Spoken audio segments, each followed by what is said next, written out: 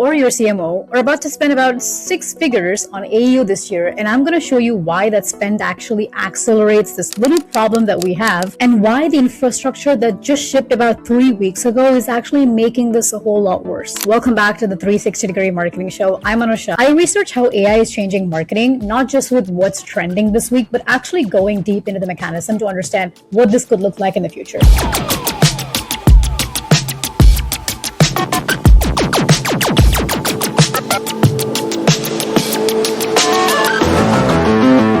The reason I'm talking about this week and not next quarter is because of what happened in the last 21 days that has kind of made me think a lot about AEO, because it is fundamentally changing what AEO actually means. Things like Visa shipped payment rails for AI agents, HubSpot shipped this first CRM-embedded AEO product, Shopify turned on agentic storefronts by default. The agentic commerce stack became a production system this past month, and every B2B marketing team that I know, thought leadership posts that I read, are having a completely different version of this conversation that seems a bit off to me. Here's what I'm covering. First, the 3 dates from the last 3 weeks and what they actually unlocked. Second, a live demo across Perplexity, ChatGPT, and Claude that shows what the agent is reading right now. Let's not even call it agent, but we'll get more into that later, because it's almost certainly not your brand.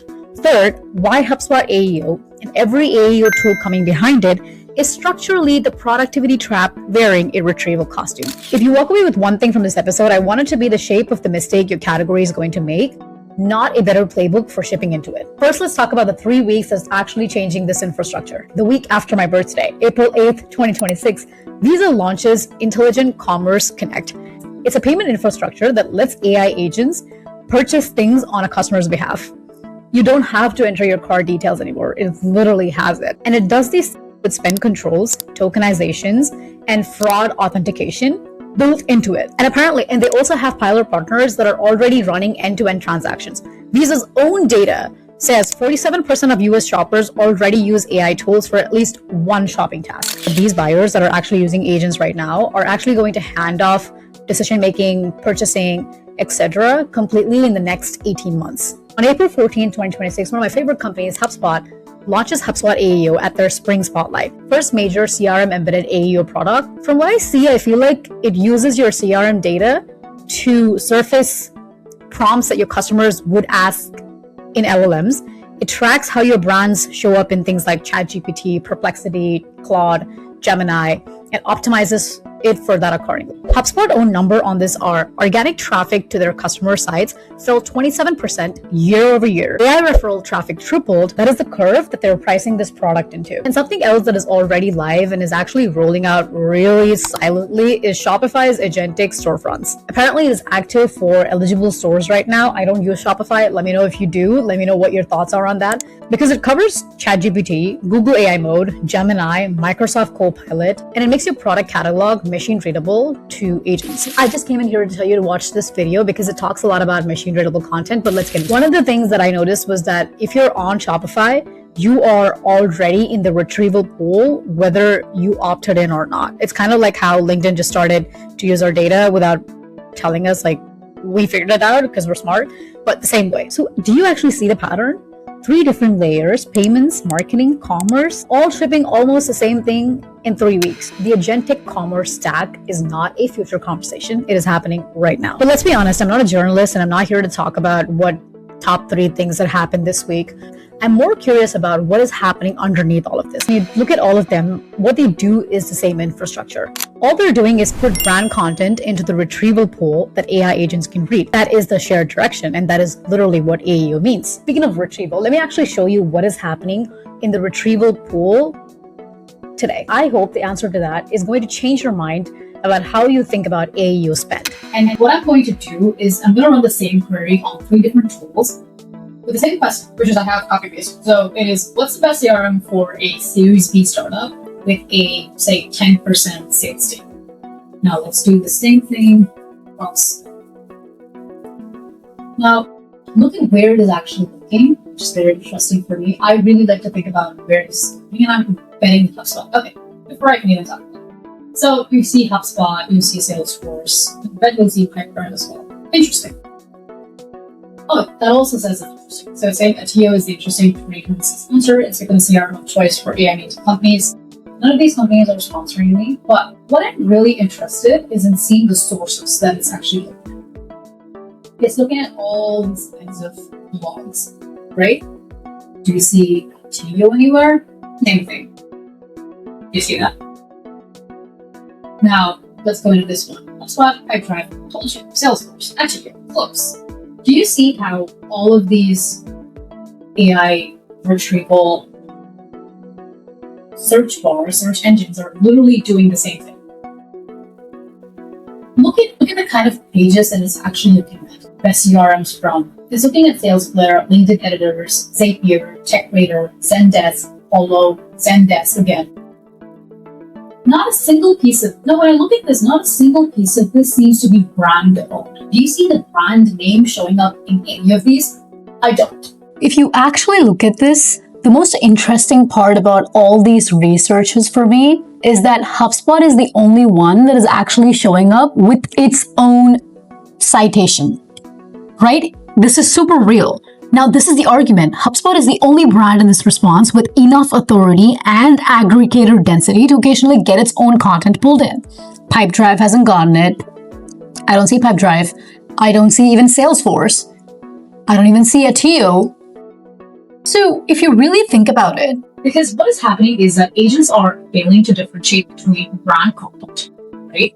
They're not reading brand content at all. Your blog, your landing pages, they aren't in conversation. The G2 summary of products, the Zapier comparison of you to 3. Look at this. There's a Zapier comparison, the 12 best CRMs for small business by Zapier.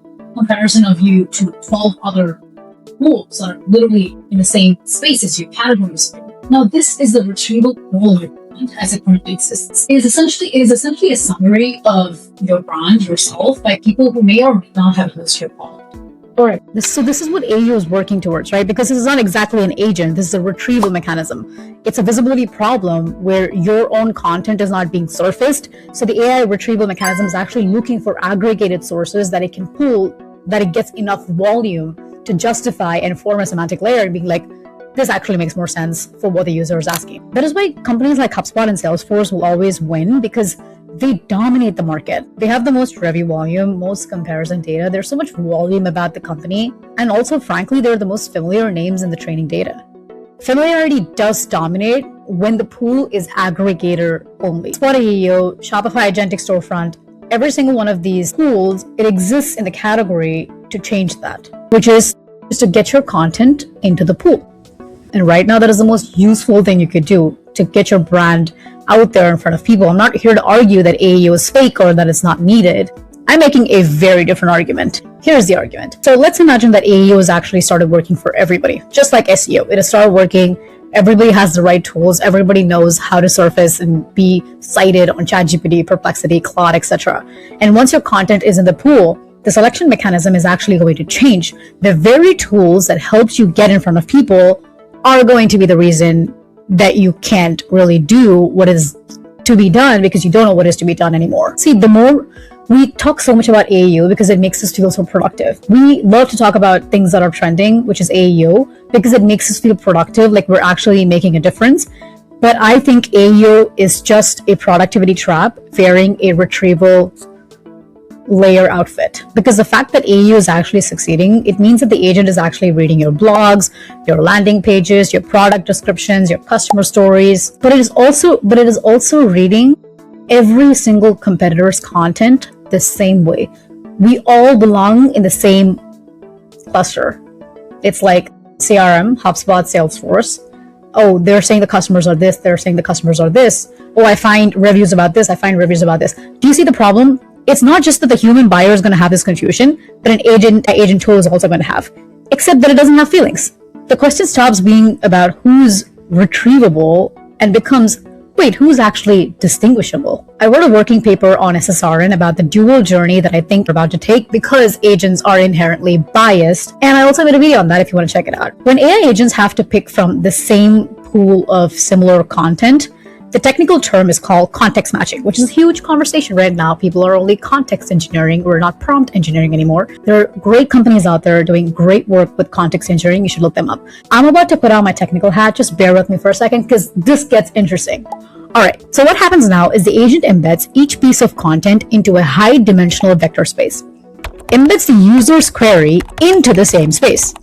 It's going to try and pull the closest matches. It's kind of like walking into a room filled with all of my girlfriends. Like, I've had so many girl best friends, but I only pick the ones that are really resonating with the things I'm going through and really understand what I'm trying to say. Doesn't mean the other best friends are not cool. It's just that these two people understand me a lot better right now than the other best friends do. Do you see that meaning? And that's how ranking seems to be working inside the model. And the part that I haven't seen people talk about in AEO conversation is that if every brand in a certain category has been producing similar kind of content, frameworks, how-to guides, webinars, same AI-assisted drafts, and if every brand uses the same AEO tool to surface CRM-derived prompts, and if every brand feeds that tool similar customer data pulled from similar public sources, all of those brands embed into the same region of the vector space. They essentially cluster. And the reason I'm talking about this is because I was recently thinking about a solution to solve one of these problems, and I thought about how I would go about pitching this to companies. And then I stopped myself. I was like, I'm not sure if you're going to pitch the same solution to different companies that are competing with each other, you're essentially going to put them in a cluster and they're going to fight to get out of that or to find some other solution. It's not really evergreen. There's not really evergreen solutions, marketing oriented.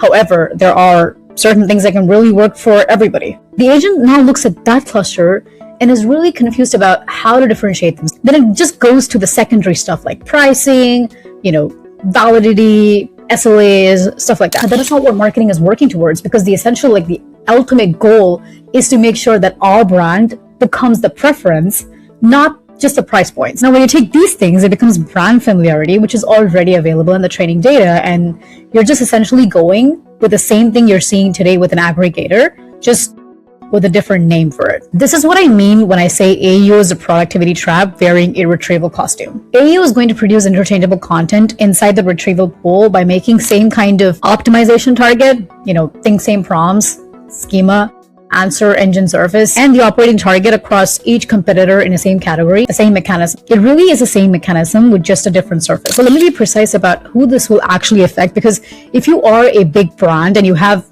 a huge hold on the market, like if you're HubSpot, Salesforce, Amazon, Google, AEO probably works really well for you because you're already a familiar name. AEO just makes you more findable. And if you're the smallest brand in a category, like you're just, you have enough signals to make you be like the differentiator, the up and coming brand, AEO will actually also work for you because you go from invisible to at least in a pool, like you at least belong to a cluster. The brands that really would have a problem are the ones that are in the middle, like Series B through Series D. Legitimate products with real customers that actually have, good amount of history, but they don't have content that is articulating these great points about the products and companies and customers. Now, those brands would spend a lot of money only to get clustered with the same brands, that have used the same AEO tools, same money, but they get a different result. In a doomsday, Anusha, what is the actual solution? What moves you out of the cluster is not another tool. I'm not going to recommend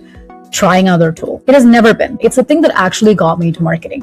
Kotler talked about it in 1967 and Bezos talked about it in 1996. What every marketing text has been saying for the last 60 years, which is specificity. Knowledge of your customer, no competitor has, expressed in content that reflects it. See, just like how a viewer can tell if a video is completely scripted by AI versus someone actually having thought this through or making a point, like in this video, you may be able to tell this is completely things that I have thought about. The same way the agents can also tell the difference between a brand that knows its customer and a brand that knows its category. The agent is not attending your town hall where you're talking about what best to do for your customers. It's not reading your internal memos if you're not feeding it, but it can read what you have publicly. I think I'm actually going to stop there, because the next layer, which is what you can do operationally, how you rebuild a content operating system or content operation around this specific reality that has not dawned upon us yet, but will soon. I think it's a longer conversation. It's in a book I'm researching right now, which I might need your help on. So if you have any take on this whatsoever, feel free to leave a comment or message me on LinkedIn. So if you are a senior marketer or if you have a CMO that's about to spend couple $1 million on AEO, it is going to do one useful thing. It's going to put your content on the retrieval layer that agents will actually read right now. That is not an entire waste of time or money, but it is also not essentially going to solve the problems that we may see coming in the next couple of months or maybe next year. Because once you're in the pool and everybody else is like your competitor, it's going to get crowded. The thing the pool has everything to do with is not really AEO, but what you actually know about your customer and how well you're able to convey that to the world. The brands that figured this out in 2024 are going to look really well evolved in 2027. But the ones that are running their first AEO program as their strategy this year are going to look like marketing teams that went all in on pivot to video, which is strategically correct, but just one layer technically behind. If you are a senior marketer, CMO, or a founder, and you're thinking, okay, what do I do that is not this AEO strategy? Honestly, do the AEO strategy. Just there's something else that we could talk about. So message me on LinkedIn, and I'd love to talk about that because I'm writing a book and I'd love to get your thoughts on them. 2 things. Subscribe to our newsletter because this launches a day before the episode and it actually goes deeper into things that I probably wouldn't be able to cover in the video. If you are the marketer making AEO decisions at your company, I would love to include your take on the research for my book. For more information, link in the description, and I'll see you in the next one.